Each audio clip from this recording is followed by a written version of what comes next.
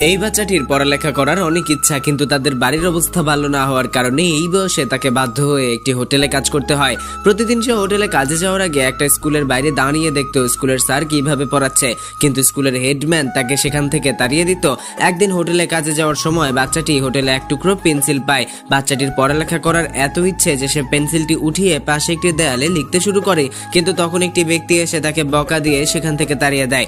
এসব কারণে বাচ্চাটির হোটেলে পৌঁছাতে অনেক দেরি হয়ে যায়, কিন্তু হোটেলের মালিক তখন বাচ্চাটির উপরে রেগে গিয়ে তাকে অনেক বকাবকি করে। তখন বাচ্চাটির মন অনেক খারাপ হয়ে যায় এবং একটি কাস্টমারকে চা দেওয়ার সময় ভুলবশত ছেলেটি কাস্টমারের গায়ের উপর চা ঢেলে দেয়। হোটেলের মালিক রেগে গিয়ে বাচ্চাটির গালে একটি চড় মারে এবং জায়গাটি পরিষ্কার করতে বলে। সেদিন বাড়ি ফিরে বাচ্চাটি দেখে তার মায়ের শরীর অনেক খারাপ। পরের দিন বাচ্চাটি আর কাজে যায় না, আর হোটেলের মালিক জানতে পারে যে তার মায়ের শরীর অনেক খারাপ এবং বাচ্চাটির পড়ালেখা করার অনেক ইচ্ছা।